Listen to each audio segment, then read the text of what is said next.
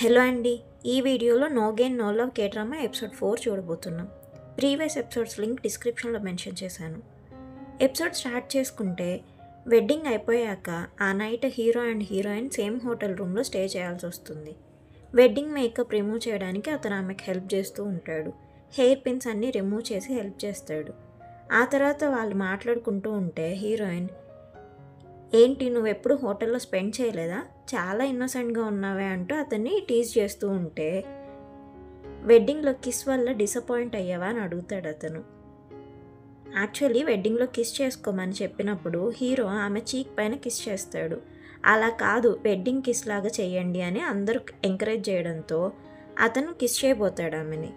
But అప్పుడే heroine mother అక్కడి నుంచి లేచి, నేను ఇంటికి వెళ్ళాలి, ఇంటి దగ్గర నా పిల్లలు ఎదురు చేస్తుంటారు అని చెప్పి వెళ్ళిపోబోతూ ఉంటే అందరు కంగారు పడతారనమాట. హీరోయిన్ ఇంకా చాలు ఇదంతా ఆపేయండి అని చెప్పి వాళ్ళ మదర్ దగ్గరికి వెళ్ళిపోతుంది. అలా హీరోయిన్ వెడ్డింగ్ కిస్ మిస్ అయిపోతారనమాట.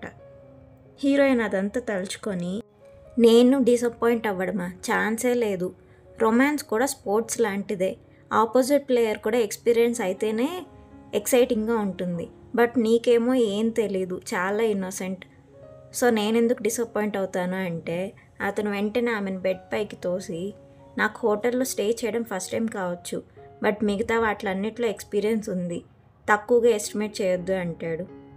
ఆమె నవ్వుతూ అతన్ని తోసేసి, చాలే వెళ్ళి ఫస్ట్ ఫ్రెష్ అవ్వు, మనకి చాలా ఇంపార్టెంట్ పని ఒకటి ఉంది, వెడ్డింగ్లో ఎంత గిఫ్ట్ మనీ వచ్చిందో కౌంట్ చేయాలి అంటుంది. సో అతను ఫ్రెష్ అవ్వడానికి వెళ్ళాక హీరోయిన్, చాలా బాగా కంట్రోల్ చేసుకున్నావు కిస్ చేయకుండా అనుకుంటుంది మనసులో. ఆ తర్వాత వాళ్ళిద్దరు కూర్చొని వచ్చిన గిఫ్ట్ మనీ మొత్తం కౌంట్ చేస్తూ ఉంటారు. అప్పుడు హీరోయిన్, నా గురించేమో నీకు అన్ని డీటెయిల్స్ తెలుసు, బట్ నీ గురించి నాకేం తెలీదు, నీ పేరు, నువ్వు వర్క్ చేసే ఆ స్టోర్ తప్ప అంటే హీరో అతని గురించి చెప్పడం స్టార్ట్ చేస్తాడు. మా మదర్కి మ్యారేజ్ ముందే నేను పుట్టాను, నన్ను మా గ్రాండ్ మా దగ్గర వదిలేసి ఆమె కెనడాకి వెళ్ళి మ్యారేజ్ చేసుకొని అక్కడే సెటిల్ అయింది, సో నేను ఒక్కడనే పెరిగాను అంటాడు అతను. అదంతా విని ఆమె, నీ బాధ షేర్ చేసుకోవడం కష్టమైనా కానీ నాకు చెప్పినందుకు థ్యాంక్ యూ అంటుంది. ఆ నెక్స్ట్ మార్నింగ్ హీరోయిన్ వాళ్ళ ఆఫీస్ వాళ్ళు వెడ్డింగ్ గిఫ్ట్గా అరేంజ్ చేసిన అబ్రాడ్ ట్రిప్ని అవైల్ చేసుకోవడానికి హీరోయిన్ ఎయిర్పోర్ట్కి వెళ్తుంది. ఆమెకు సెండ్ ఆఫ్ ఇవ్వడానికి హీరో కూడా వెళ్తాడనమాట. ఫేక్ వెడ్డింగ్ చేసుకున్నందుకు ఆమె థ్యాంక్ యూ హెల్ప్ చేసినందుకు అని మనీ ఇవ్వబోతుంది అతనికి. అతను వద్దని చెప్పి, నువ్వు నా క్యాట్ని చూసుకుంటా అన్నావు కదా, అదే చాలు అంటాడు. అయినా ఆమె వినకుండా మనీ ఇస్తుంది. అప్పుడు హీరో, ఏంటి సడన్గా అబ్రాడ్ ట్రిప్, హాలిడే వచ్చింది కదా, నువ్వు మీ మదర్ దగ్గరికి వెళ్తావు అనుకున్నాను అంటే ఆమె, నేను నువ్వు అనుకున్నట్టు మా మదర్తో అంత క్లోజ్ రిలేషన్షిప్ ఏం లేదు, చిన్నప్పటి నుంచి మేము దూరంగానే ఉంటున్నాం, సో అందుకే ఇలా ఒక్కదాన్ని వెకేషన్ ఎంజాయ్ చేద్దామని వెళ్తున్నాను, నువ్వు కూడా ఈ మనీ తీసుకొని కెనడాకి వెళ్ళి మీ మదర్ని కలువు అంటే, నేను కెనడా ఎందుకు వెళ్తాను, అలాంటి ఆలోచనే లేదు నాకు, సరే హ్యాపీ వెకేషన్ అని చెప్పి అతను వెళ్ళిపోతాడు.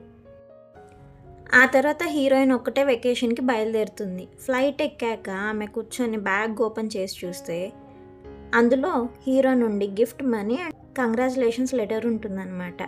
అది తీసుకొని ఆమె చదువుతుంది. ఫేక్ వెడ్డింగ్కి కంగ్రాచులేషన్స్, నీ లైఫ్లో నిజమైన లవ్ దొరకాలని కోరుకుంటున్నాను, నీ టెంపరీ ఫేక్ హస్బెండ్ అని రాసుంటుంది ఆ లెటర్లో. ఆమె అది చదువుకొని హ్యాపీగా ఫీల్ అవుతుంది. అలా 3 months గడిచిపోతాయి. ఆఫీస్లోనే ఐడియా కాంటెస్ట్లో హీరోయినే విన్ అవుతుంది. ఆ నైట్ వాళ్ళందరూ టీమ్ డిన్నర్కి వెళ్ళినప్పుడు ఆమె కొలీగ్స్ అందరూ, మీ హస్బెండ్ని కూడా పిలవచ్చు కదా, మేము మీట్ అవుతామని అడుగుతూ ఉంటే, అతను వాళ్ళ ఫ్యామిలీ మ్యాటర్ వల్ల కెనడాకి వెళ్ళున్నాడు, రిటర్న్ వచ్చాక మీ అందరికి ఇంట్రడ్యూస్ చేస్తాను అని చెప్తుంది హీరోయిన్. యాక్చువల్లీ స్టోర్లో కూడా హీరో వర్క్ చేయడం మానేస్తాడనమాట. 3 months అవుతున్నా అతను ఎక్కడున్నాడో ఆమెకు అస్సలు తెలీదు. అతని ప్లేస్లో వేరే పార్ట్ టైమర్ వర్క్ చేస్తూ ఉంటాడు. అలా 3 months అయిపోయినా కానీ అతని నుండి ఒక మెసేజ్, కాల్ ఏముండదు. హీరోయిన్ కాంటాక్ట్ అవ్వాలని చూసినా కానీ అతను కాల్స్ ఆన్సర్ చేయడనమాట. స్టోర్లో వర్క్ చేస్తున్న పార్ట్ టైమర్ని చూసినప్పుడల్లా హీరోనే గుర్తొస్తూ ఉంటాడనమాట.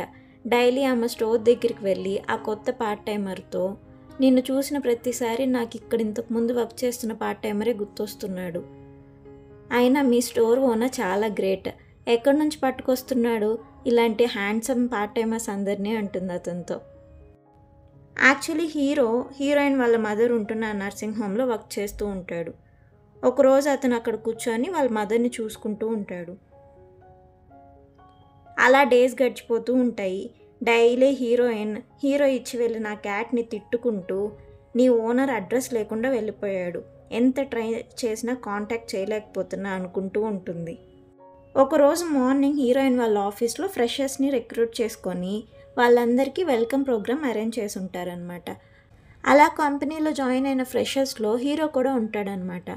అతను ఆఫీస్ దగ్గర చూసి హీరోయిన్ షాక్ అయ్యి నువ్వేంటి ఇక్కడ అని అడిగితే నిన్ను చాలా మిస్ అయ్యాను అంటాడు అతను. తర్వాత ఏం జరుగుతుందో నెక్స్ట్ ఎపిసోడ్లో చూద్దాం. Thank you for watching.